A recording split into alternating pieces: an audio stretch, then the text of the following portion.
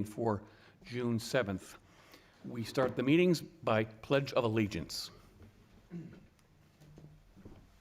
pledge allegiance to the flag of the United States of America and to the republic for which it stands, one nation, under God, indivisible, with liberty and justice for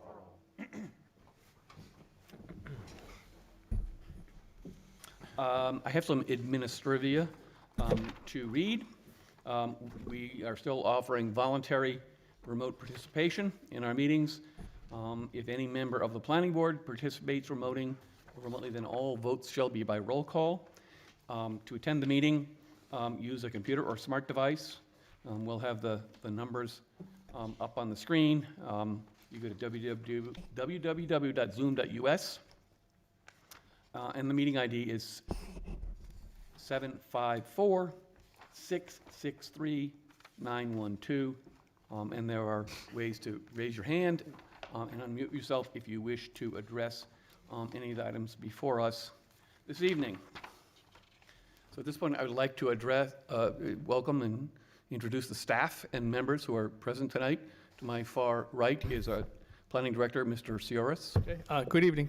To the rear is the Planning Assistant, Liz Robideau. Good evening.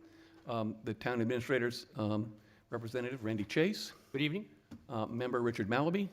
Thank you. And welcome to new full member, Dan Healy.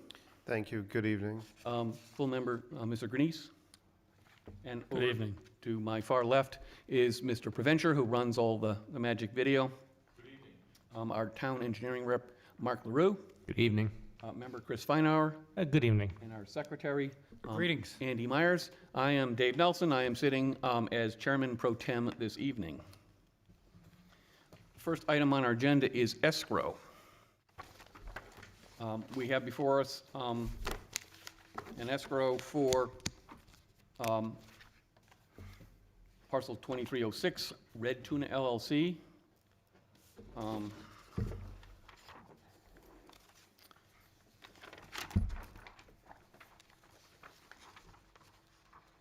And the project name is 356 Island Pond Road. It's a cash escrow. The parcel location is 17,005, 356 Island Pond Road. The action requested is to please establish the cash escrow in the amount of $20,399.04 for the above noted project. This escrow account is non-interest bearing. So moved. Second. All those in favor say aye. Aye. Any opposed? Nay? Any abstentions? Okay. Escrow is accepted. Next item on the agenda is approval of minutes of May 3rd. Has everyone had a chance to read those? Yes. Any errors or omissions? If not, a motion to approve is printed. Motion to approve as printed. Second. Okay. All those in favor? Aye. Aye. Aye. All those opposed? Nay. All those abstaining? I abstain. Mr. Chairman, I'll abstain. I had a previous engagement with the town council. All right, so Liz, did you get all the abstentions? All right. We will move now on to correspondence. Mr. Myers? The only thing in the correspondence section is the May-June issue of New Hampshire Town and City put out for the Municipal Association, and I'm sure the staff will be happy to let people take a look. Okay, under other business, we have the first request for an extension of approval for parcel ID 03034, 253 Rockingham Road, BC Industries. You have any comments, Mr. Cioris? Yeah, no, Mr. Chairman, staff would recommend approval. This is for the new members. As you head down Route 28 at Ryan's Hill, the far right, the end of the town on the Wyndham line on the right where the Pine Auto Sales, there was an approval for a warehouse storage bay individual units, like for tradespeople, and so we recommend you give an extension. This will be the first one. Okay, any questions, comments? If not, I will poll the board. Mr. Chase? Mr. Chairman, I'd like to You want to read the motion? read the motion. All right. If there's no other further comments, I'd like to move to approve a request to extend the conditional approval granted on November 16th, 2022 for additional 6 months for BC Industries, PID 03034, 253 Island Pond Road. The new expiration date will be November 16, 2023. Second. We have a motion and a second. Any further comment? I will poll the board. Mr. Chase? Yes. Mr. Malaby? Yes. Mr. Healy? Yes. Mr. Grenice? Yes. Mr. Feinauer? Yes. Mr. Myers? Yes. And the chair votes yes. Next item is a first request for an extension of an approval, PID 37074 and 37082, address 6 and 4 Chester Road, Dennis Brasher. Yeah, Mr. Chairman, same thing. Staff would recommend approval. This is for the Paisanos Pizza at 46 Chester Road. They want to put a new parking lot and an expansion of their business, so staff would recommend approval. All right, Mr. Chairman, if there's no comments, we usually I should have stated this in the last one, we always give a extension the first time.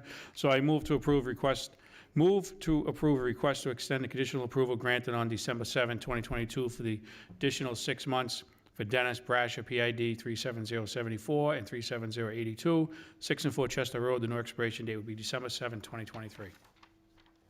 Okay, Someone else has to second this one. Second. okay, we have a motion and a second. Any further discussion?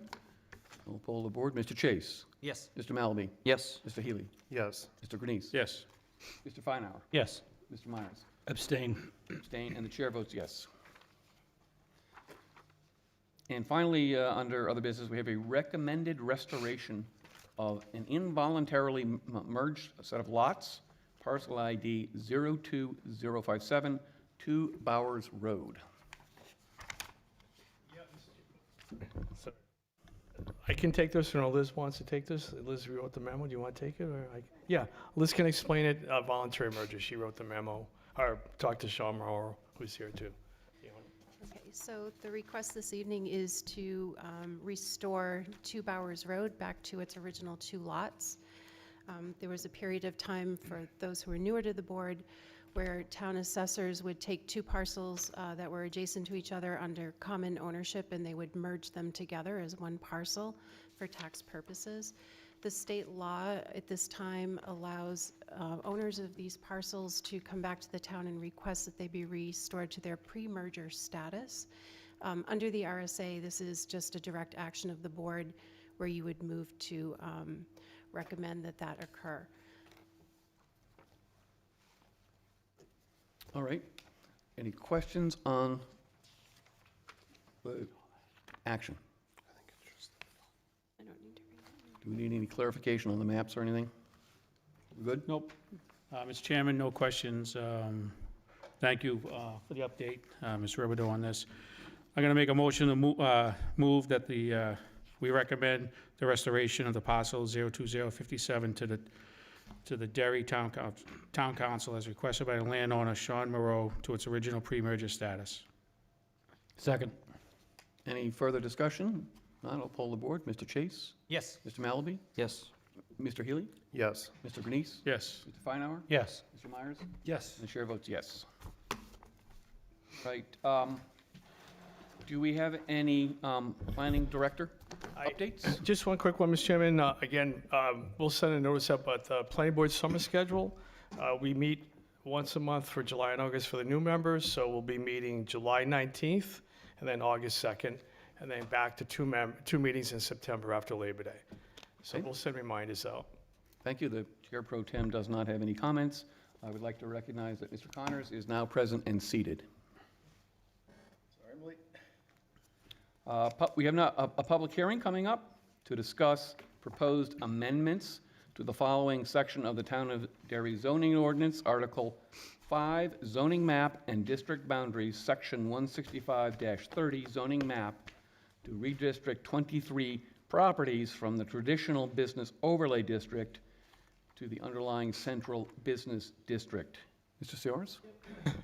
Okay, thank you, Mr. Chairman. For the new members and some of the members, if you recall, we've had the discussions for a few months on these properties. We did a site walk on a Saturday morning back in February, but if you see the second page of the Staff report, I won't go through all the parcels, but the map that shows the light green and the blue, the parcels that are blue, which are McAllister Court, Franklin Street, Manning Street, and Martin Street, and up to Pillsbury Street, and Walker Court. The recommendation is to take those blue properties, or the color blue properties, out of the traditional business overlay zone, which we did a year ago, and put them back in the light green color, which is the central business district. If you recollect, when we applied the new rules for the TBOD, which is the lots requirements along Broadway, in a very simple sense, it doesn't work in the real world. When we try to look at the side streets, the intent on the north side, it doesn't work. So we're going to revert it back to what the regulations were. As you know, we walk those streets. The south side's a little bit different. We're going to take that up at a later time. But for the new members, the real world situation was the house around the corner. I know I've referred to it several times, at the corner of Franklin and Pearl where the fire was.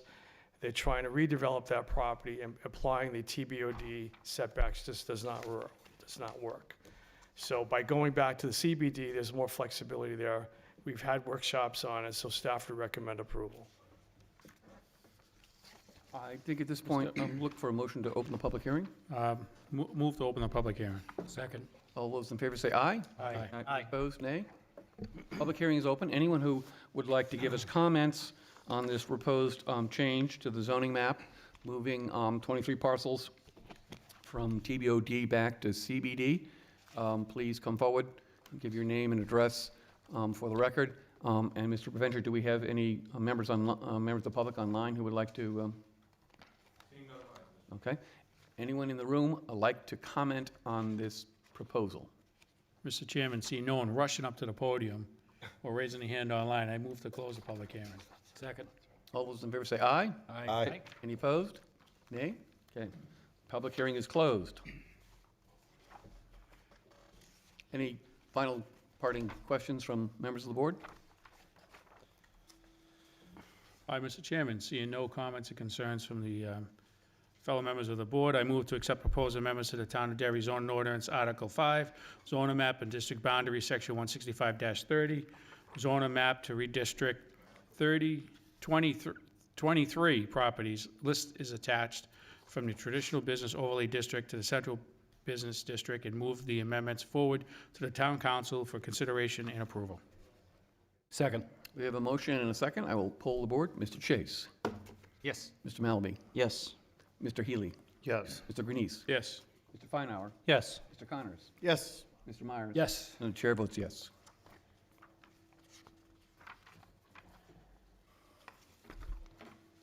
Okay. The next public hearing is regarding F. Donald Ball Irrevocable Trust, Douglas Ball trustee, parcel ID 11090, 53 English Raid Road, a public hearing regarding modifications to a scenic road. I went to get them, so the surveyor is coming back with the abutters. There's a few abutters in the room, so I alerted them to come back to the room. Okay.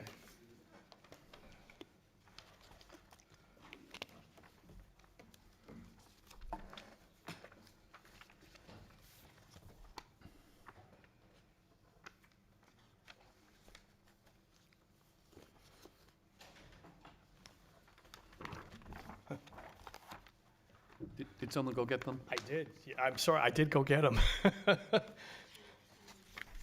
road portion. Why don't, yeah, we can start the scenic road portion, Mr. Chairman. Sure. It's a little different. We don't have many of these, as you know, for the new members, including staff, but English Range Road is considered by the state, it's been designated as a scenic road.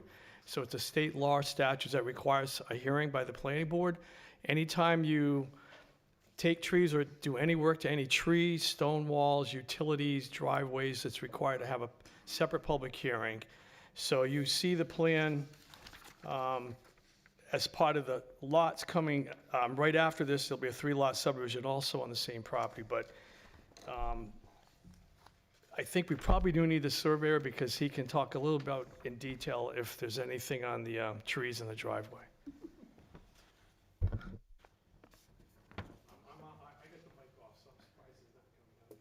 I had a case dismissed once because I was late. Usually they, Yeah. no, I went to court once late and my case was dismissed. This is what I like. All right, job, I- Mr. I Chairman. think we take the vote now.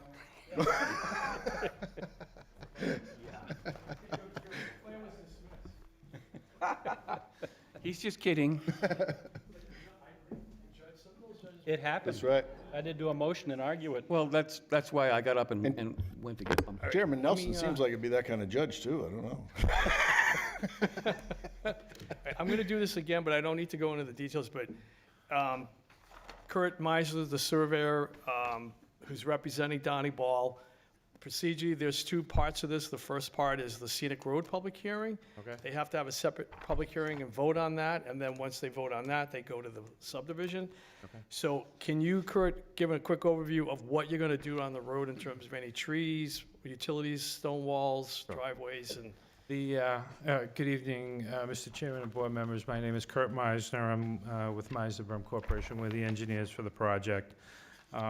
With regards to the portion of the scenic road and the driveway entrances to the property, at first I'll note that there are virtually no trees along the southern portion of the property right here.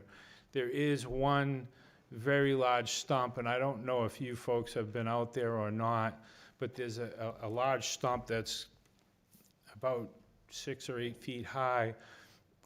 I would say that we would remove that. It's just dead. Someone cut it off at one time. If this board had an issue with it and wanted to leave it, I don't think it would matter, but again, if you saw it, there's not much to that. The driveways are located at this portion here, location here, another one here. And those are two that are south of the barn. So you see that little line inside of there is that's the existing barn. And then there are a couple of trees that are on the property back here about where the barn is, and those would stay.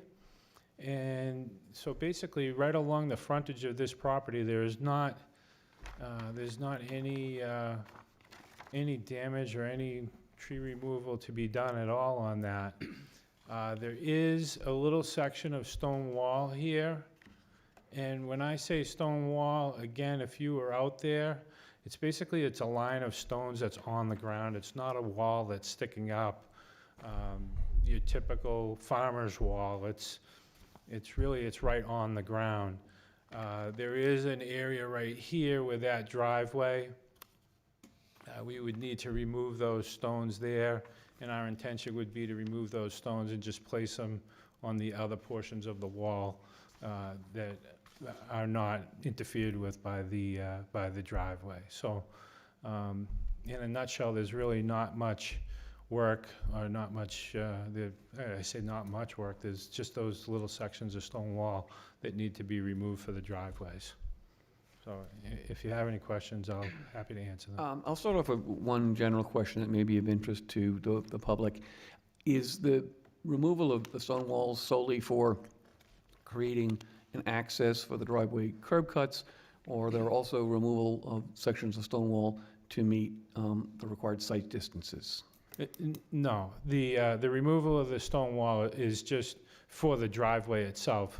Like I said, it's not a high stone wall. There's no, the site distance has nothing to do. It's almost a line of stones on the ground.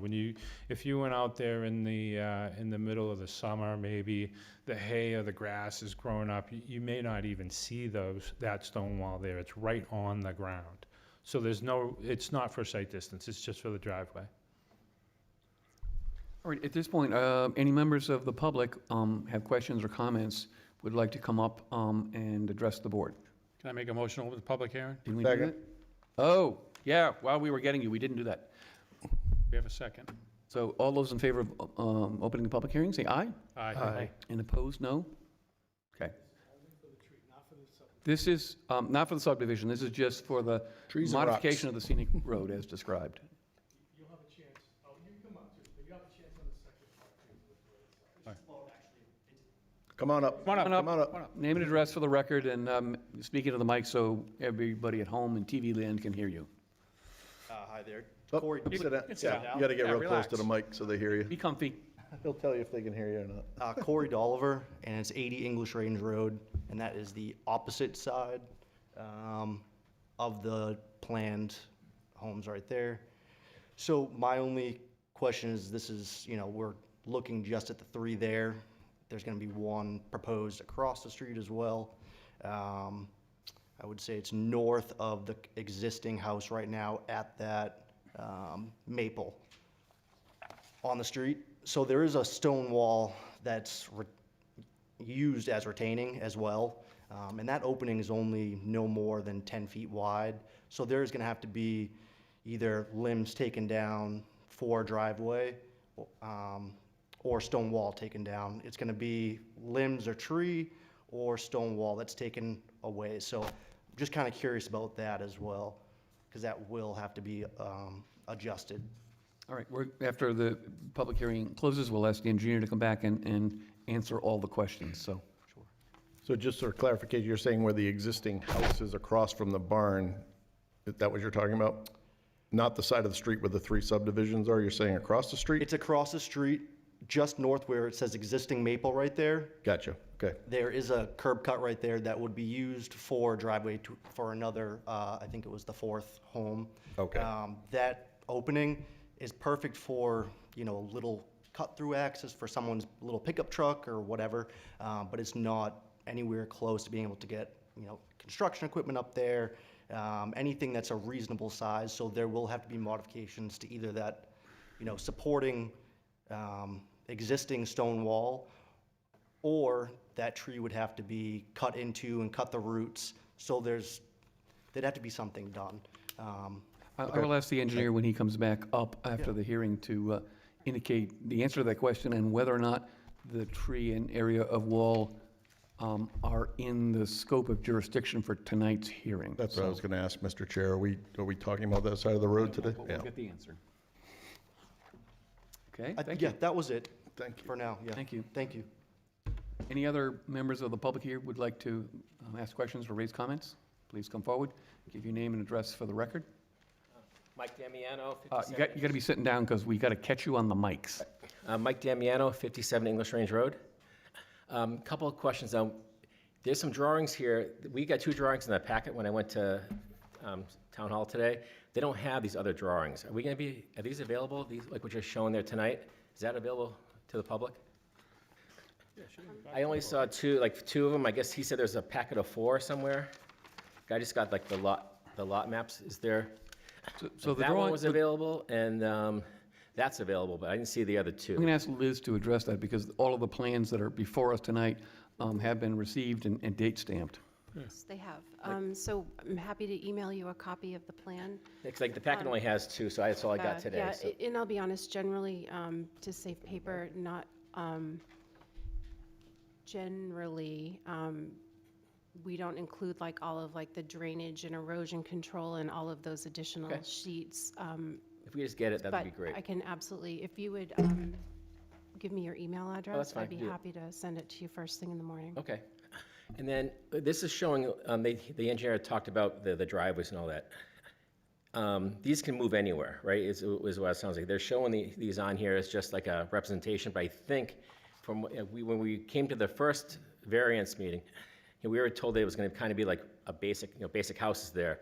But now, talking today is, these lots they could do anything with them. They could put, as big a house as they want, and they could move them around. So this is just kind of like just to show, I guess. This isn't Well, like set in so, stone. right? When you get to the planning board and it becomes a subdivision application, there are some limitations on the size of the house based on setbacks, septic, well radiuses, things like that. So it's not anywhere on the property, but it is variable.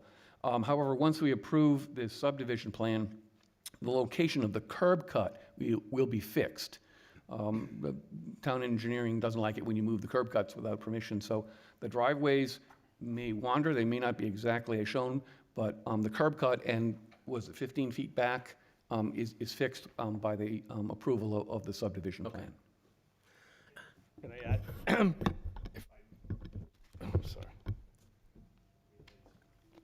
lights, I'm sorry. Yeah, can I add to that? What the chairman said is correct, because the uniqueness of this property, it's on that scenic road. So like David said, that's why we're here tonight, because wherever that driveway is shown tonight and it's approved this way, they have to comply to that because of the scenic road status. Okay. If they want to change it, they'd have to come back here to this board and have another hearing. All right. But they're tied into what the board eventually will probably approve tonight for those locations. Okay. Okay? And the only thing, if you go back one more picture up. Yeah, yeah, keep going. All right, this drawing, so I don't really understand how like leach fields work, and the engineer was kind of, you know, explaining this to us a little bit more. But if you look in the middle there, there's like a wetland. I don't know how to use a pointer, but you see right in there, yeah, that's like a wetland that was identified, and there's like and that goes right, so that goes right into the back of our area, and that's pretty wet in the spring. Obviously, there's a bunch of brooks and all that, and they did show are showing a 75-foot setback. What happens if they do put the leach field out there, and all of a sudden we have contamination in the back? There's like a poo highway into our backyard. What do we do? What's our recourse? Well, I mean, the engineer will amplify this, but the state DES gets involved in the permitting, and they're not going to allow a subsurface septic system to be installed too close to a jurisdictional wetland. Okay, so that 75 should be good enough for that. God, I'm having a problem with the green light tonight. Yeah, absolutely. Mr. Chairman, maybe with all due respect, he can probably ask the same question for the record when the subdivision comes up. Okay. So we're going to come back in about 5 minutes with a plan. Ask that again, so we'll have that in the record. All right. Because tonight, this portion, sorry, it's just for the road and the driveway. Oh, sorry. I'm not trying to give you a hard time. It's okay. Okay. Good question, but you'll come back again. All right, thanks. Okay. Sorry, I'm not trying to give you a hard time. So any other members of the public would like to ask questions or address comments? Mr. Chair, seeing no rise online. No one rising online? Mr. Chairman, I'd like to make a motion to close the public hearing. Second. All those in favor say aye. Aye. Opposed? The public hearing is closed. So I hope that you kept note of all the questions. I do have answers to your questions. Could we go back to the sheet that shows the topography?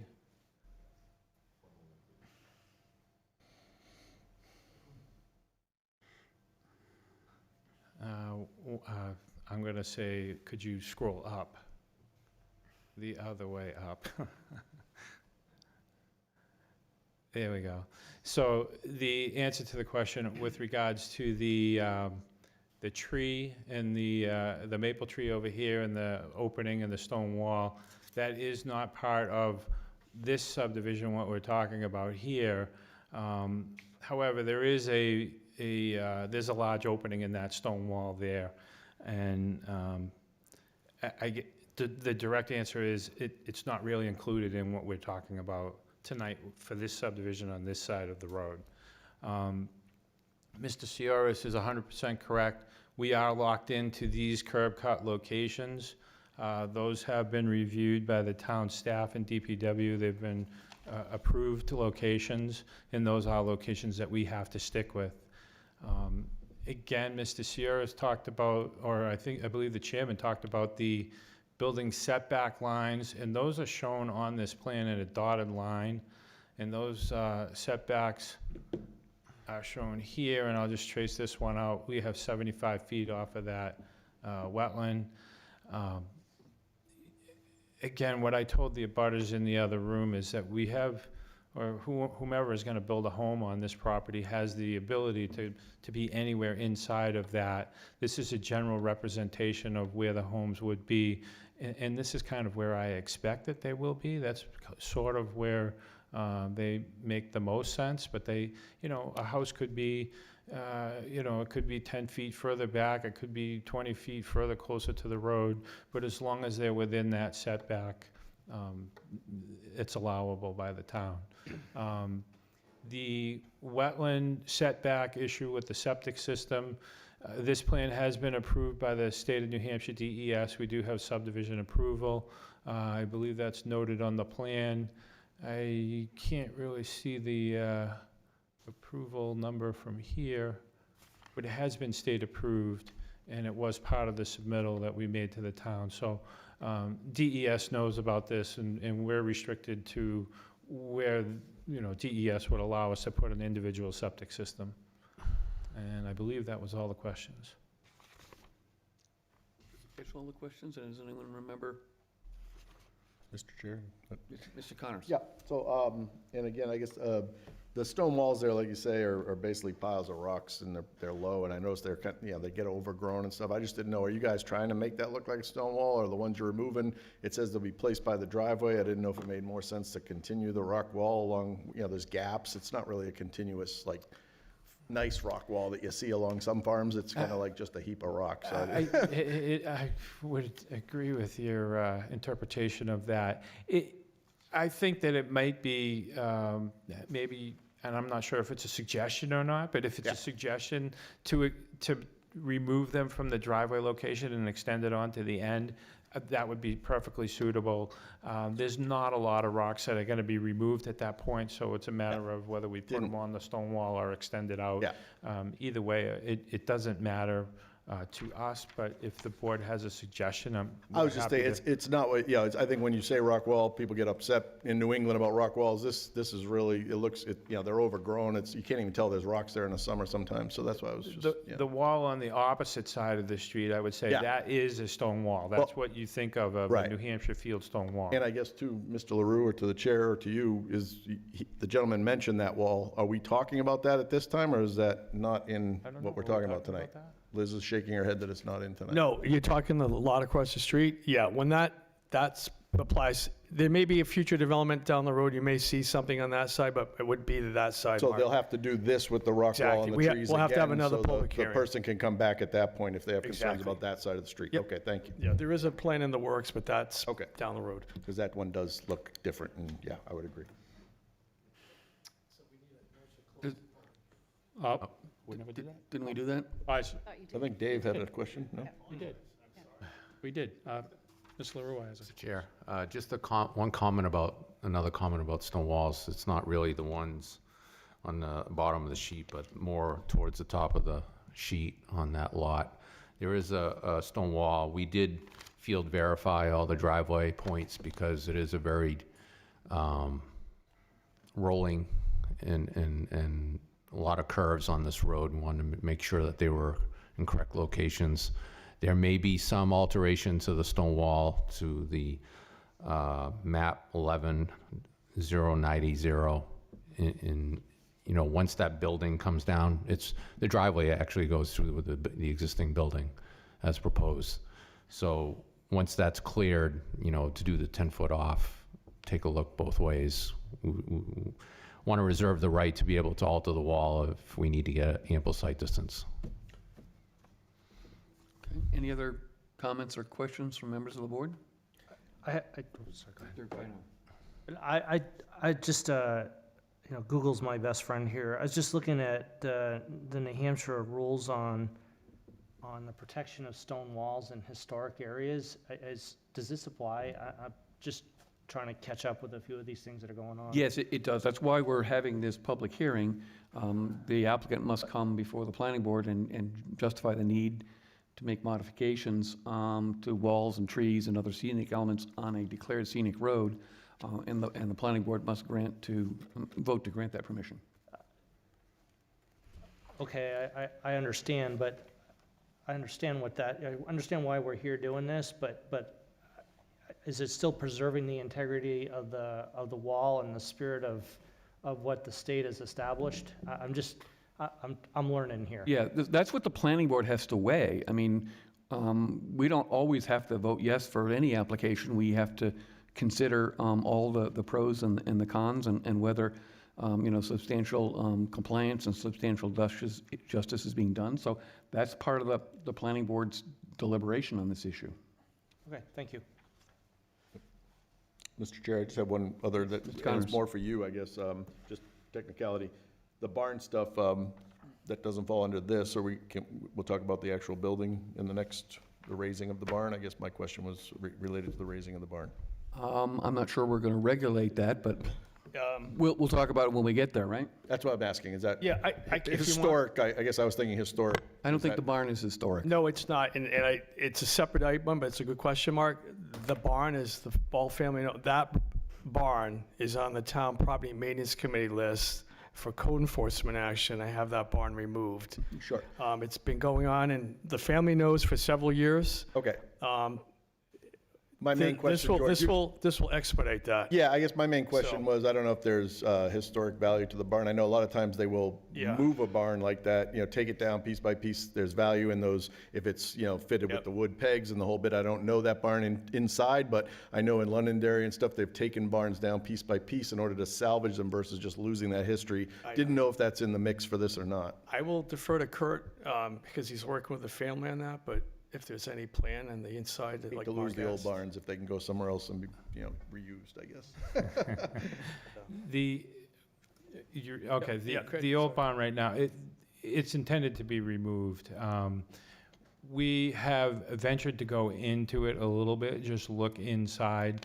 I would tell you that I think that structure is probably unsafe right now to go inside and start exploring, but the intention is to just remove the barn. Okay, I know there are groups who will come and take it apart and Yeah. move it and save the timbers and all that, because those old barns are, the way they construct them, even when they're in bad shape. The one over, I'm thinking the one like on the road to Home Depot, there was one on the right there. They came and took that down piece by piece and salvaged it. So, yeah, no, and it looked just as bad, I'm saying.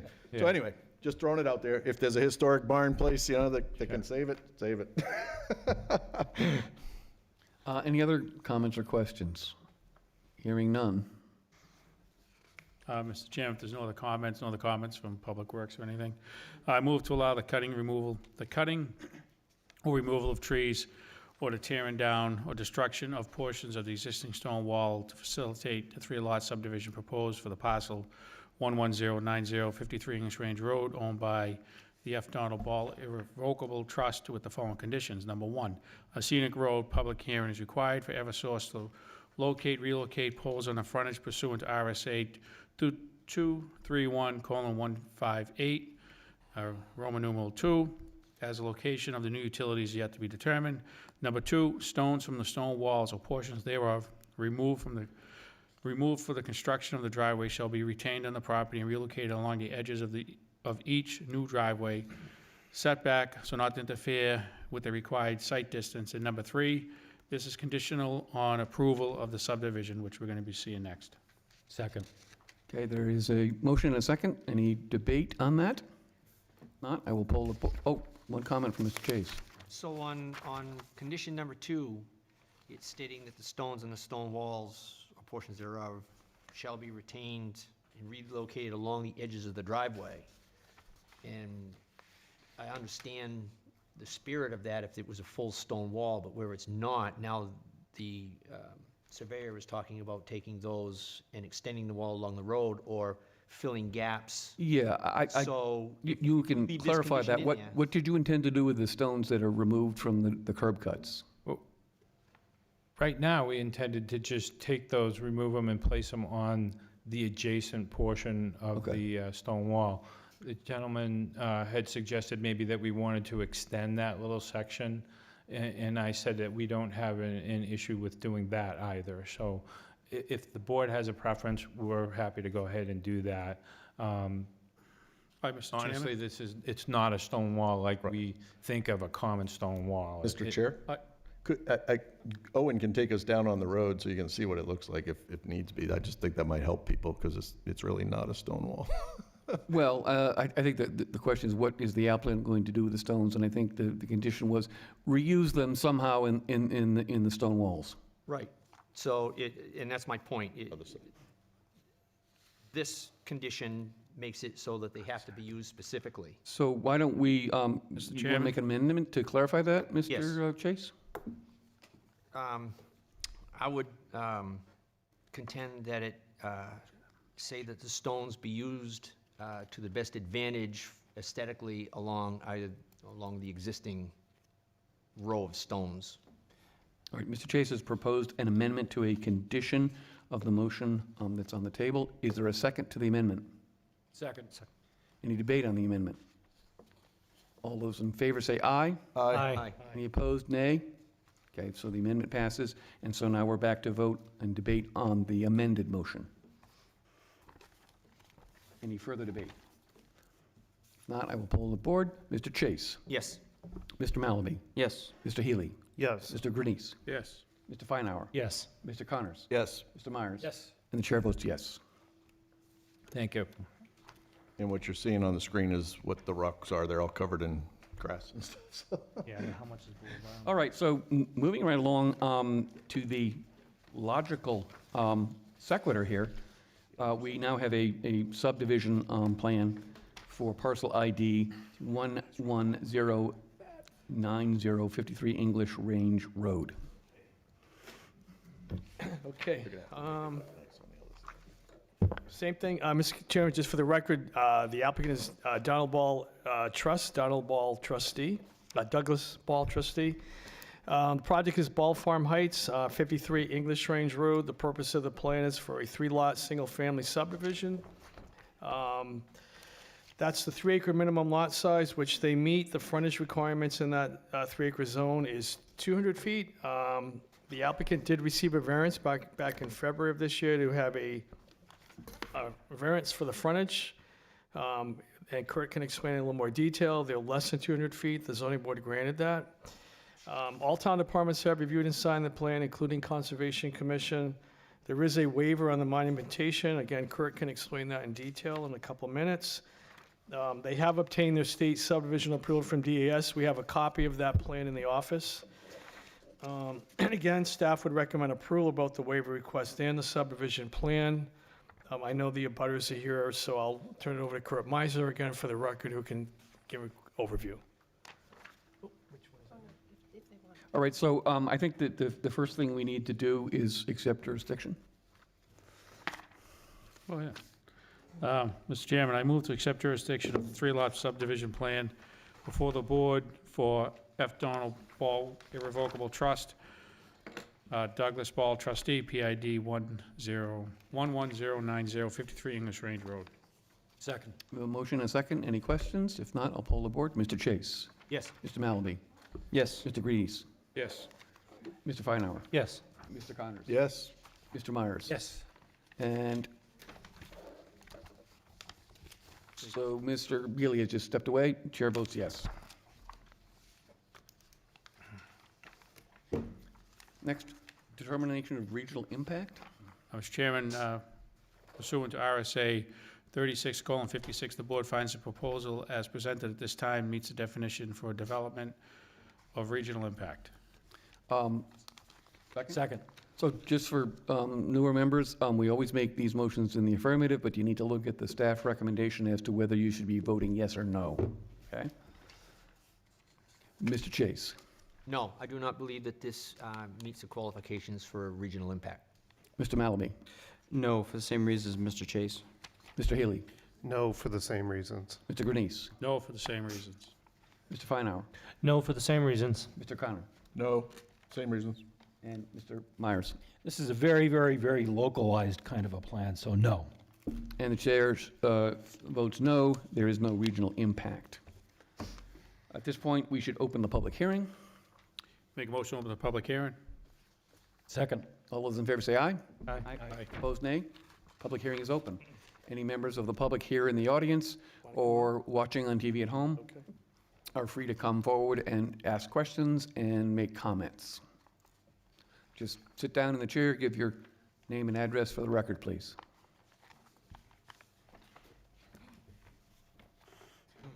Wendy Gleason, 45 English Range Road. So I guess I just want to catch up on all the approvals and from DES and the town. As far as it has been approved for 3 lots, and there's, by the state, apparently, whereas last time I was here for the meeting, I spoke about, I would be in favor of 2 lots, because I'm worried about my well. We are in a drought, and the well has gone dry before when a subdivision was put in Buttonwood, down the hill from me. And this subdivision will also be basically downhill from my property. So I am concerned if everything's all said and done, that it's approved for 3 lots by the state, but not by you, not by the town yet. So the state has to approve things like, septic. If it's a state road, they approve curb cuts. But the subdivision is not approved until the planning board votes to approve it. Okay. As to your questions on aquifers and wells, I'll let the engineer answer that when public hearing is over. Well, he explained part of it, but he said he didn't know once the well goes down and then it flows horizontally, it'll go down 2 feet, and then it'll flow horizontally, but it's unpredictable which way it'll flow. So I'm just wondering if things go badly wrong, if it is approved for 3 lots, and again, 2 would be fine with me, 3 is a little excessive, 3 wells. So if things go wrong, what's my recourse? Well, that's a question you probably need to ask of legal counsel in terms of what's recourse. Typically, with aquifers, they're considered public resources, and if every other condition of the regulations are met, I don't believe the planning board is allowed to deny approval of a plan because the aquifer might be overstressed. As you say, it is unpredictable. We had some cases many years ago where there was some steep rocky grades, and this came up and was discussed at length. So no one's going to be able to give you a guarantee about what's going to happen, but neither can the planning board see into the future and make a determination that some adverse impact will happen. It's still unpredictable. So I would ask the engineer to add further color to that. If your well goes dry, I don't know, Mr. Shores, are there state resources to help this person? Yes, they would, and I would talk to Monday, you could talk to Bob Mackey, which is the building inspector we talked about, because there are some state agencies that they can help you with that, and Bob is the building inspector, code enforcement. So I would reach out to Bob when you go in and see Jenny about the zoning board minutes. They're all in the same office, and he can walk you through some of the well, because they're the ones that have to issue the building permit. They also give the septic permit from the town, and then you need the well permit as well. So I would touch base with Bob, okay? Okay. Yep. And you also mentioned legal counsel? Well, you asked what you have in terms of recourse. Yeah. Typically, if you are impacted in a matter like this, it's not within the jurisdiction of any of the town boards that I'm aware of to hear the case. So I'm assuming it would have to be some sort of legal proceeding. But I was answering your question literally. What is your recourse? Mm-hmm. Can I ask you a question? Sure. Ms. Gleason, so question, I'm just going over the notes from the zoning board meeting. In here, it says that, I guess when Buttonwood went in, you had a problem too? I did, yeah. I'm just curious, how did you resolve that? My father had a new well drilled. Oh, okay, Yeah, all right. I wasn't sure, there's a note in here saying that, so I was just curious. yeah.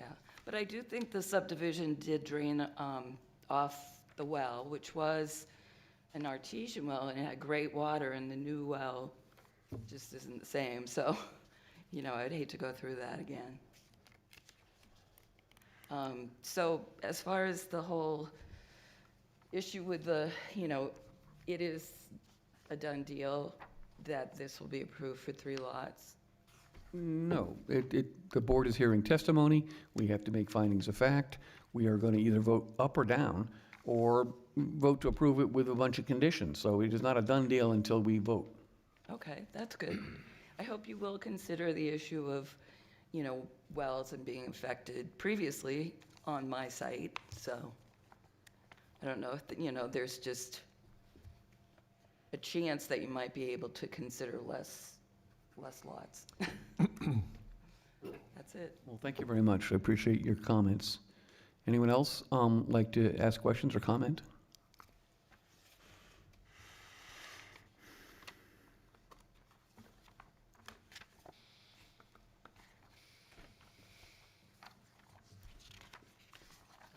Julie and Mike Damiano, 57 English Range Road. So my question is, during the variance meeting, we talked about specifically the rock wall between our property and 53. So my question is, there are a lot of trees that are run along our property. And so from a construction perspective, what happens to those trees if and when, because they're old trees, right? So there's roots, they're coming under our rock wall, they're on a very shared lot line. And I'm concerned about once construction does start, what that does, first of all, to the wall, and second of all, if they begin removing trees that may be on our lot line with roots, et cetera. How does that get handled? Well, we're going to ask the engineer to answer that question when he comes back up after the public hearing is closed. Okay. And then I also had brought up at the last meeting, overcrowding of the lot. I know that, I don't know history in Derry, but I do know we're on a scenic road. And the intent of scenic road and scenic property and the traffic that we have on that road already, just increasing, certainly housing that's right on top of each other in that area where there hasn't been. And, we mentioned it a little bit earlier, as far as the winding road and the safety. There are people that walk on this road. There's animals that are running across the roads. So now we're talking about a disruption of a lot of things for that property. So putting 3 on a lot, those sizes may seem like, this is a reasonable thing, but as far as the side of the road we're on, we do not have properties set up like this. They're not on top of each other the way that these homes will be. So it's a very different aesthetic setup as far as what the intent of this road is. So it's extremely concerning that it is being approved for 3 lots, when clearly, economy of scale, I get it, it's profitable, but I don't believe it's the right decision for the road. So that's my feeling as a homeowner, and I think we're all on board. People should make money. It's theirs to do what they should be doing with. But if you look at the road and the history of that road, this changes a lot of where we are on that side of the road. So again, it's definitely overcrowding of that lot structure. And it may work on paper, but I'm not so sure it works for the actual road that it's suited for, so. Well, I'll give you a little history. Many years ago, Derry did 2 things. We had a growth management ordinance in order to make sure that infrastructure was keeping pace with residential growth. And we also did a townwide rezoning. Back before that time, all the residential zones were 1 acre plus soils. Plus soils means the septic will drain properly. As part of that rezoning, we took a look at the unique sections of town, the urban, the more suburban, as well as the more rural. And the more rural section got zoned to 3 acres. So it went up from 1 acre to 3. And we looked at all the factors involved that are likely to affect development in that region of town. And 3 acre lots are a use of right in that district. So they don't require, for example, a variance in order to build a single home on a 3 acre lot, because that is in compliance. So with respect to the road and drainage and traffic, those are all things that we would try to mitigate in any approval. But by state law, the planning board would have to have some really compelling reason in order to remove a land use of right, to say you can't use your 3 acres as the zoning ordinance says you can. So just so that you know what's able for us to do for you and what we really can't do for you. Yeah, I mean, and I definitely understand that, but my concern is more of, you know, if we're doing that in one lot, right, there's other properties on that street. So now we're doing it here. So then we do it all over the streets when people sell their properties, and now we don't have that scenic road anymore. So I just think it sets a precedent when we make decisions like this, when the intent of the road was to be a scenic property. And again, I don't think anyone's disputing that, you know, people have right of use, but we also all have right of the properties we own on that street. And, you know, in terms of overcrowding, I do believe it's overcrowding, and there are definitely concerns that I have with that. But I also do believe that if everybody had that right on that road, as we talk about, the road is no longer a scenic road. So. I'm going to reiterate my question before is more like what she was talking about, the wells. We have a wetland kind of funnels into the back of our property. And so I guess the question is, you know, we have 3 leach fields that are going to be, you know, and he had mentioned earlier, you know, is there a chance that you could continue, you know, that leach field could seep into that wetland and go right into the back of our house, into the pond behind the Lunds? And I guess the question is there any chance of that happening? Well, Right now, the somebody- engineer will give you the details, but the state DES looks at all the soils data, they look at the map layout, they look at the test pit data, the percolation rates and whatnot, and they approve a septic for a given location, knowing where the jurisdictional wetlands are. Okay. And so the state is not going to grant them a septic approval if they think it is even, you know, remotely likely that the leach field will pollute wetlands. Okay. Right. All right, thank you. Thank you. Move to close the public hearing. Second. None online? All right. Vote to close the public hearing. All those in favor say aye. Aye. Any opposed? Public hearing is closed. So hopefully you've got a list of questions that you can address for us, sir. Certainly, Mr. Chairman, again, I'll introduce myself. I'm Kurt Myers from Mazda Brem Corporation. We're the engineers for the project. Not sure if do you want a brief overview of the subdivision itself, or do you want me to hit right into their questions? If you have something that's notable about the subdivision that we didn't talk about previously in the scenic road public hearing, please Okay. feel free to tell us, and then we can launch into addressing the public's questions. Okay, well, I'll start right with the questions because I think we pretty much understand the project and the property. So we did receive a variance from the zoning board for the frontages on the property. They are all 175 feet. One of them is a little bit extra than 75 feet, 175 feet.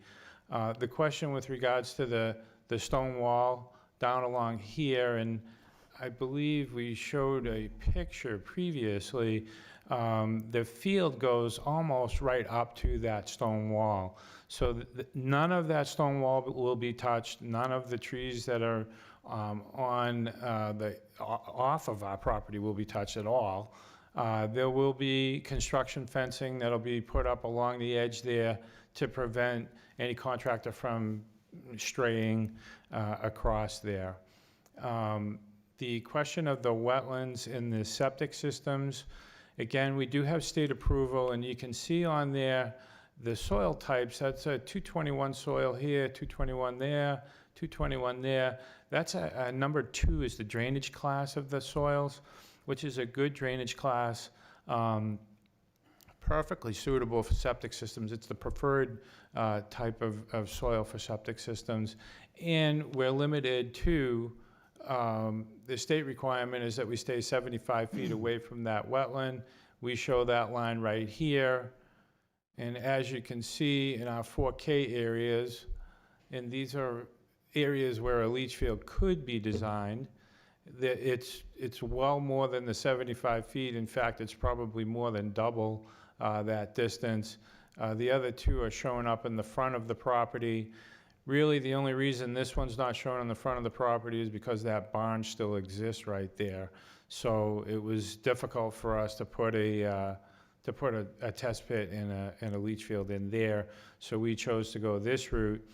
When that design is actually completed for a proposed single-family home on that, there's a likelihood that that one would also be placed in front of the house.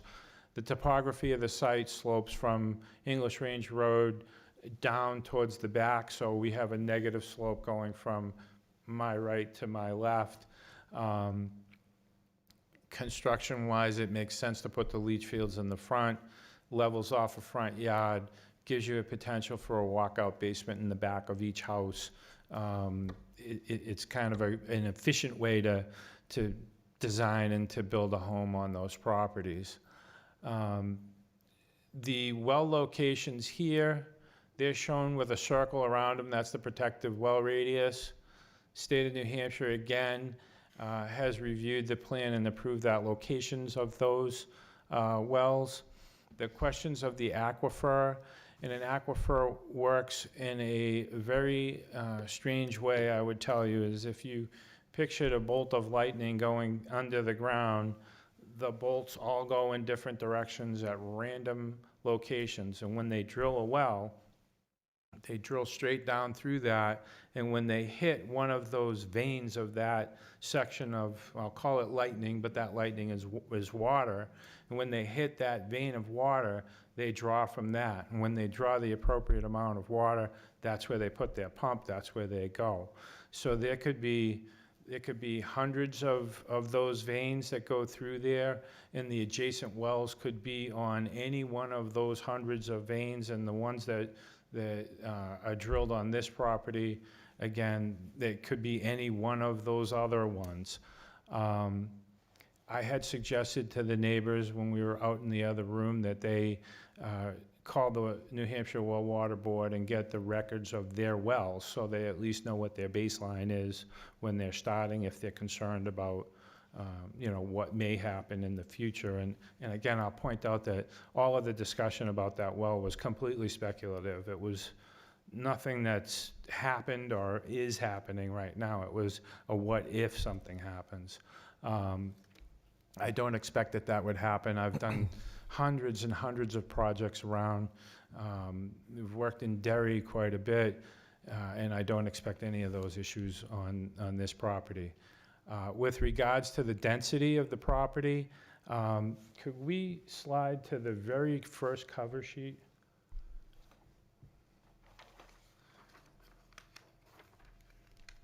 So could we go up a little bit? So you can see on this, the highlighted area is the project that we're talking about. That's the subject property.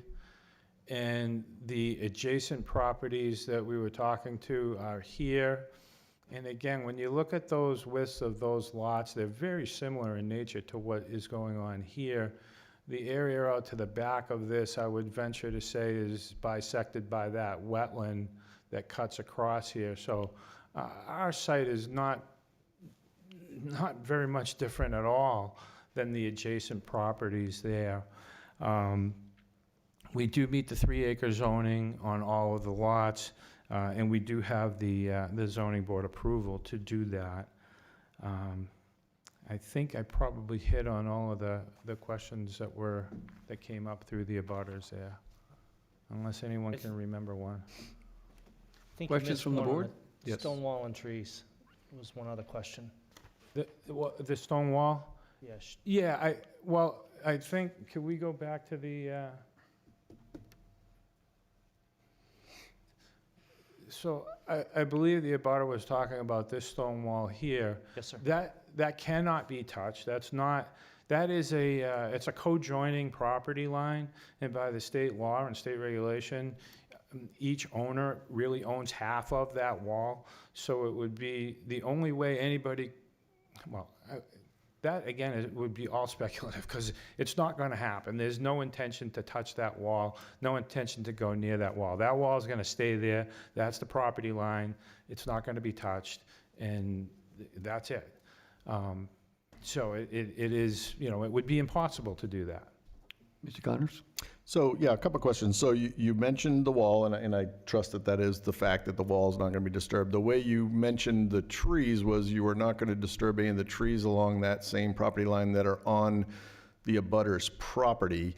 I guess, I'm assuming this has all been surveyed. Are the trees, is the tree line that they're talking about, majority of it on your property versus theirs? And there is a likelihood, I want to be, let's be straight up here. Sure. No, and I believe when I made that comment, I was really responding to what she said, because she said that trees are on her I think she said land. roots come over to their property and Yeah. that sort of thing. So, that doesn't necessarily mean the tree is theirs. So my point is, you would have the right to cut the trees if they're on your property. There's no intention to cut down any trees along that. It's more of a scrub line that runs right along there, because this is we saw a picture of the aerial photo before. This is a field. I'm just saying, you have the right to if it's on your side of the wall, and the next owner, even after the house was built, could cut stuff that's on their side of the wall. So the answer is, if it's on that side of the wall, there is a potential for those to go away. The owner on the other side has a right to plant trees or do whatever they would on their side. So just, I like to deal in, let's just be straight so that an owner doesn't get upset later and say, you said you weren't going to cut the trees. You said you wouldn't cut trees that are on their side of the wall is what. Well, she mentioned that we may, and that's just absolutely out of the question. Okay, all right, we good. wouldn't. That was just one And that's why I question. tried to answer her question, Absolutely. not the global but question. Just to clarify that, I guess my question, and maybe it's not, maybe it's nothing I can ask at this point. Well, Mr. Chair or Mark, maybe, or George. So they brought up the fact that this is a scenic road, and yes, it does have 3 acres for each lot. They got a variance, however, on the frontages, and I guess when our ZBA, and I guess, the decision's made and it's not our board, but I guess I question looking at the ZBA notes. I thought they had to answer like 5 questions of a hardship or something anytime you need a ZBA ordinance variance. I do not see any mention of those 5 criteria in any of the notes, and I was wondering, Mr. Chair. Thanks to our Supreme Court, that's been largely, what do I want to say, liberalized over the years. Okay. So my question, I guess, then, George or someone is, the ZBA can give a variance. There's no real differentiation to a scenic road then, or anything else. Scenic road is that just what is a scenic road and what does that mean? It's done by, it's a state statute, and this predates, how can we explain this? Over the course of time, a town can petition the state to designate through their town meeting, when we had town meetings, to designate a road. So when I started here in 1984, English Range was a scenic road, Stock Road was, Mill Road was. Unfortunately, Stock Road still has that designation, but I'm not criticizing, I work for the town, but in the 80s and the 90s, I totally agree in the sense of what the abutter said, Mr. Saviano, I apologize if I get the name right, but the town went in and widened Stock Road and paved it. When I started here, that was a dirt road or hard gravel.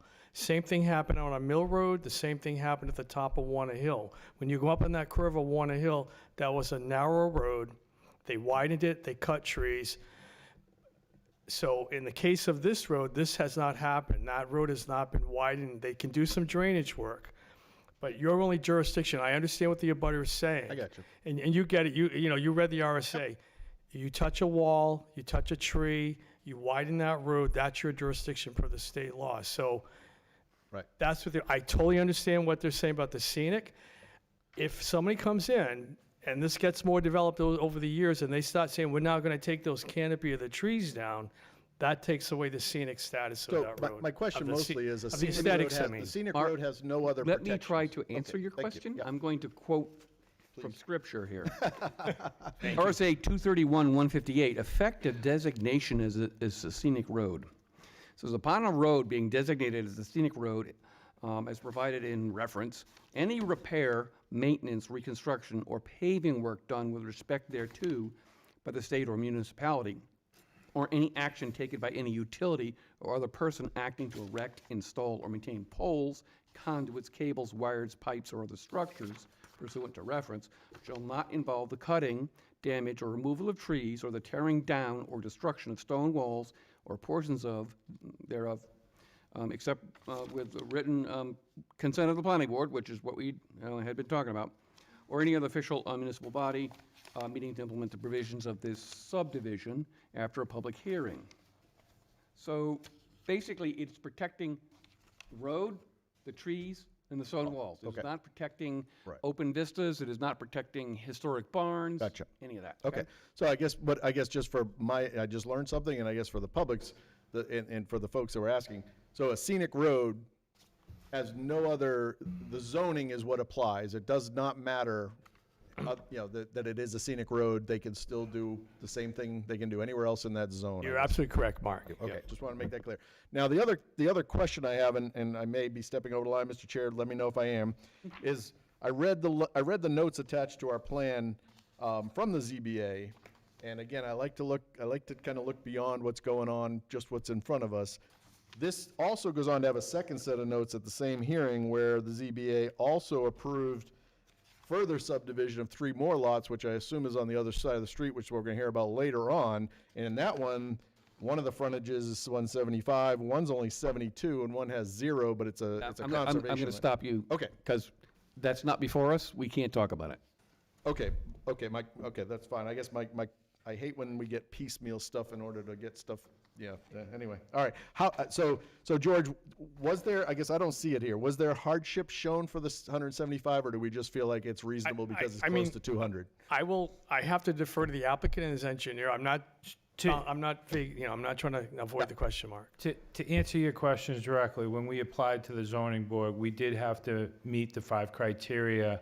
Those were read and put into the record with the board, and the board did vote on each of those Okay. All criteria right. Thank you. individually. Okay, so it was done So properly. they did do that. Okay, yeah. last question for Mr. LaRue, because he mentioned something, and having drive down English Range Road on my motorcycle a lot, and I hate to see this barn and all that going, but that's not my purview. But that top lot, Mark, that you mentioned where you might need to reserve some rights regarding the sight line on that driveway once the barn comes down, I do know that coming up that way, that sweeping curve coming from the top, it's a little bit more of a curve. It is kind of blind, and there is actually a sign there that says barn ahead and all that sort of thing, and you do need to pay attention.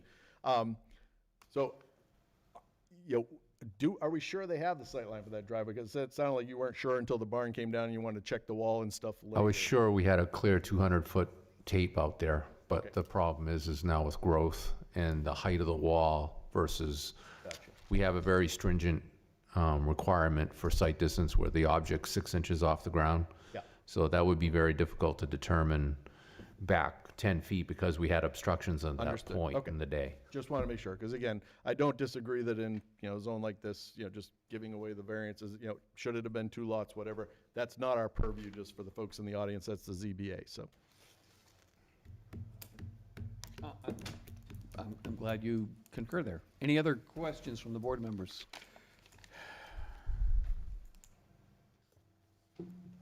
No? All right, well then, we should proceed to discuss waivers.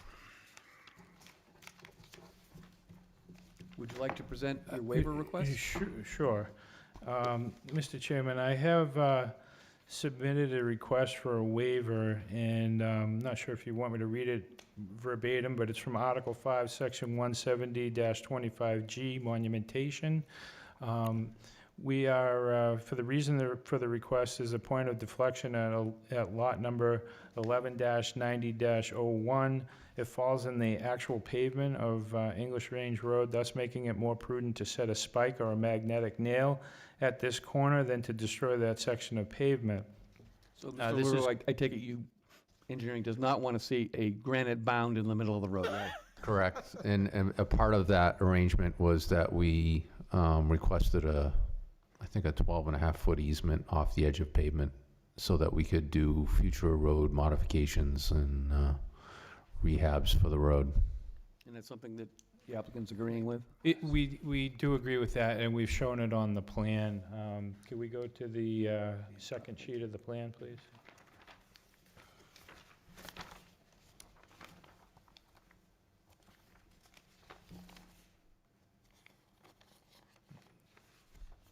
Yeah, the one up. So you can see along here, what we did, actually, Mr. LaRue had asked for 12.5 feet from the edge of the pavement. We just decided it would be easier to go in 15 feet from the property line, which actually gives him quite a bit more than what he asked for along the entire length of the frontage of that. That's for the purposes of, should the town want to go in there and do any maintenance to pavement, who knows what, potentially Utility poles. any work that they wanted to do in there in the future, they would have enough room to do that. So we did provide that. The area that we're talking about for the spike is that one location right there. There's a pavement, and I'm outlining the edge of the pavement there that goes in. It's a little bit of an apron for to get into the barns. And so at that spot, we'll put a magnetic nail. If you pictured a railroad spike driven into the pavement. So this is a viatic easement, it is not a fee simple transfer of land, is that correct? Yep. Okay. Any other questions on that? One that just popped up, if he's pointing to that kind of bird-shaped thing as pavement, Yeah. you're gonna remove that though for the new house. It would, Yeah, okay. I would tell you, yes, we're gonna remove it. We would have to, I would probably do that with, we'd probably mark it off and let Mark come out and take a Yeah. look at it and So say, then yeah, if- that's where we right. want it. Gotcha, okay. Yeah. That's good, I just, Yep. yeah. Okay, going twice. Any other questions? Can we have a motion I to was- grant the waivers? Mr. Chairman, I move to grant waiver from LDCR Section 17025G, George, to allow the setting of a spiked magnetic nail at the point of deflection on proposed lot 11090-001, so as not to destroy the existing section of pavement. After review of the waiver request, the board finds specific circumstances relative to the plan or conditions of the land and such plan indicate that the waiver will properly carry out the spirit and intent of the regulation. Second. We have a motion and a second. And we'll poll the board. Mr. Chase? Yes. Mr. Malaby? Yes. Mr. Healy? Yes. Mr. Grenice? Yes. Mr. Feinauer? Yes. Mr. Connors? Yes, I would rather not have to avoid a granite block while I'm on my bike. Yes. Myers? And the chair votes yes. Mr. Chairman, I'm going to read the findings of facts. Move to find the proposed plan provides safe and efficient vehicular access, and the design and construction of the driveway is adequate to accommodate an anticipated volume of traffic proposed by the development. The board finds the stormwater management as proposed is designed to control the post-development runoff, so that it does not exceed pre-development runoff. Second. Motion and second. Any discussion? And we'll poll the board. Mr. Chase? Yes. Mr. Malaby? Yes. Mr. Healy? Yes. Mr. Grenice? Yes. Mr. Feinauer? Yes. Mr. Connors? Yes. Mr. Ott? Yes. And the chair votes yes. So is there any other discussion before I start reading the Does anyone think of any other conditions of approval? conditions that they would like to see in the final motion? If not, Anything from Ms. LaRue, Public Works? All right, Mr. Chairman, I want to make a motion to approve pursuant to RSA 676:4, Roman numeral 3, expedited review with the following conditions, subject to owner's signature, Douglas Ball, subject to the on-site inspection and town engineer, establish escrow in the settings of bound, or clarify the bounds have been set, establish appropriate escrow as required to complete the project, obtain written approval from the planning director, designate that the GIS disk is received and operable and complies with LDCR Section 17024C, Charlie, subject to receipt of applicable state and local permits related to the project, i.e. AOT, wetland, building development, building department, fire department, driveway, et cetera. Conditions precedent shall be met within 6 months.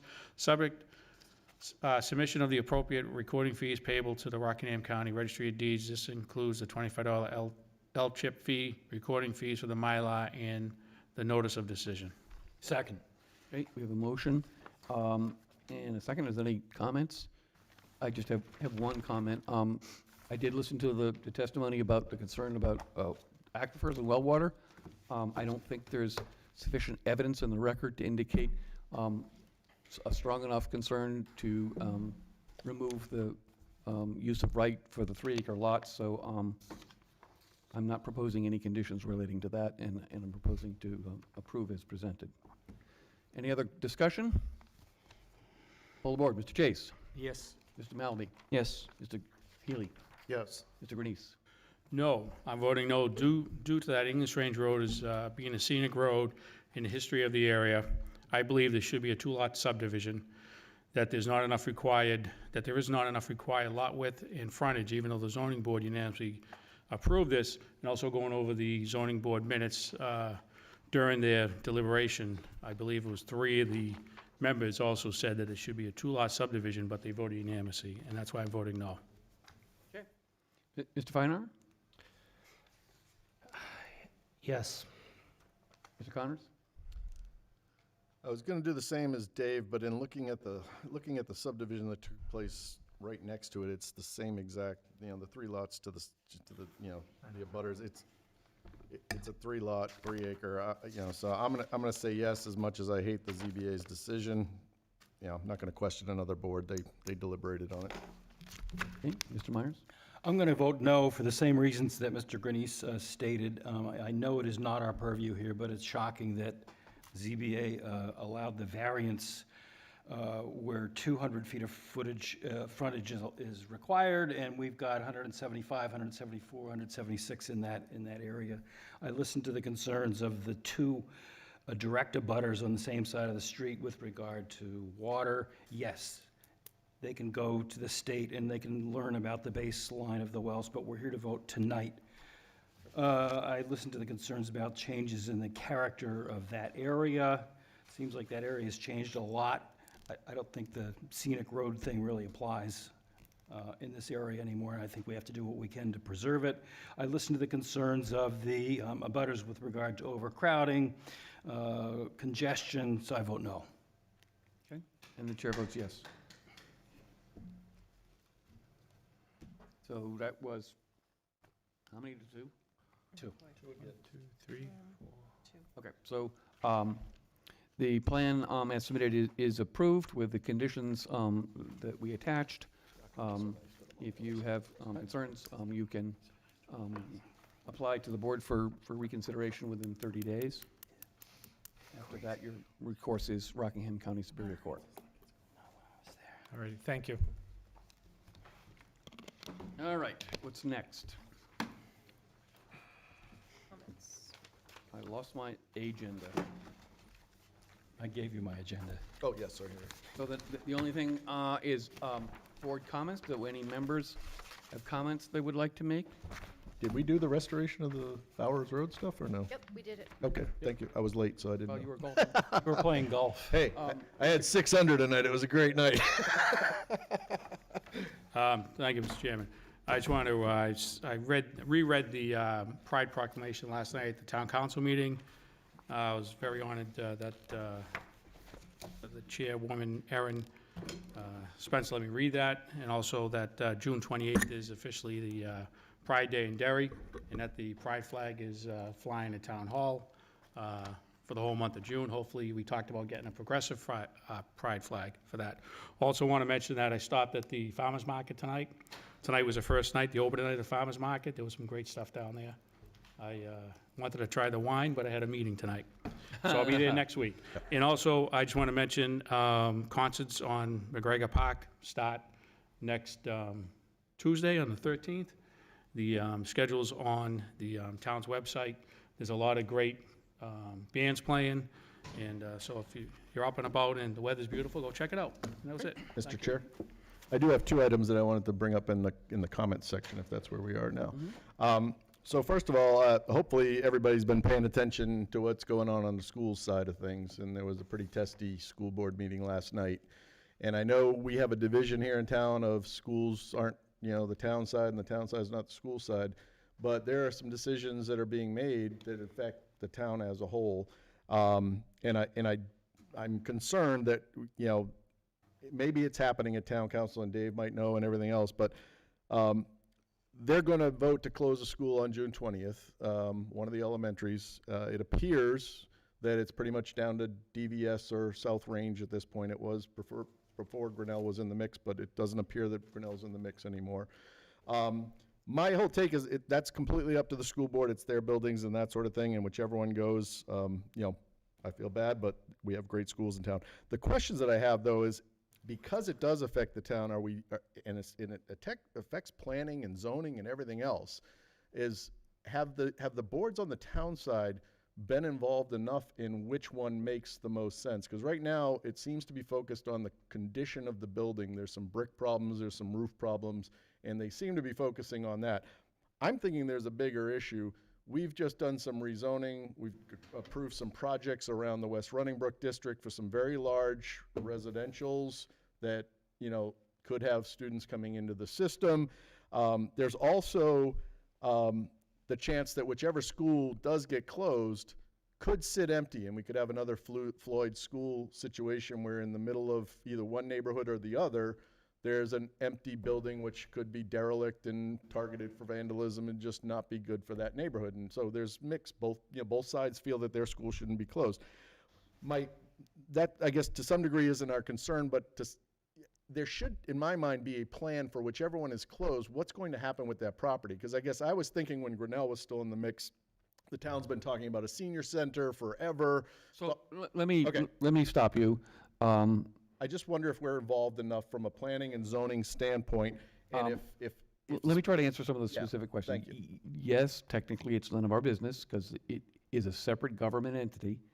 To my knowledge, the school board and town council try to cooperate and share information, but I don't think any of the town boards have anything official to say about what the school does with its properties and buildings.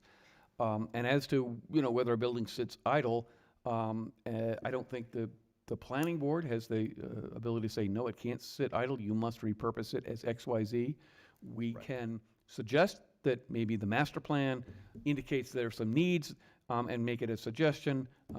Members of the board are certainly welcome to go to school board meetings, but I don't want to get the planning board into town politics where it really doesn't belong. Understand, and I'm not asking for the Mr. planning. Chairman, I'd make a motion to adjourn. I had one other item, if you don't mind. I said I had two. Is it going to be Again, these are important issues to the town, and we are the planning board. So the second item that I want to bring up is the rail trail tunnel. And yes, I have a horse in the game. I am the president of the Rail Trail Alliance. I wanted to just point out, if you haven't seen it, the Union Leader had a big article on it. And today, there's a big article or big news story in WMUR on the TV about the Cohos Bridge, the Cohos Trestle that's north of the airport being rehabbed for the same exact rail trail that is going to pass through Derry. It's our trail north. So the rail trail trestle there is being increased. Now, none of that matters to us, but the one thing that does matter to us on planning, and I have brought this up, is that the rail trail alternative that has been put forth by DOT is now cutting across 3 of the lots that are going to be at the corner of that new Old Rum Trail and Folsom Road, and they're going to put the rail trail across lots that are currently 3 houses, so it's going to go across some driveways. Those lots clearly will be valuable to Derry from redevelopment. In fact, Mr. Trefethan was in front of the town council last night talking about a $9 million project that he's putting on a property across the street. I'm very worried that nobody paid attention or is not paying attention from the town side as to how having a rail trail that's going to do 1,500 to 2,000 people a day going across very developable lots in Derry. No one seems to be paying attention to that. So I really encourage, again, all the boards need to be involved in the future of our town. Otherwise, we're making short-term decisions. All right, so Mr. Chairman, one quick thing is tomorrow night we have a legislative committee meeting, which is actually going to be up here in the third room, and it will be televised at 7 p.m. Thank you, Owen. And that is on the agenda. Mr. Khan is about the school. Thank you. There is a motion by Mr. Myers. Second. Yeah, I was gonna second. I'm just going to say, I'm only chairman for tonight, and when Mr. O'Connor get back, he can set the rules. But if it were me making the rules going forward, we can't have political discussion that is not directly related to business of the planning board. This is not open forum at the town council, which I think is the right place to do that. So that's just my I think both of them member directly statement. relate to planning is what I'm saying. They're both about property. However, we have a motion and a second. It's not debatable. All those in favor say aye. Aye. Nay. We stand adjourned.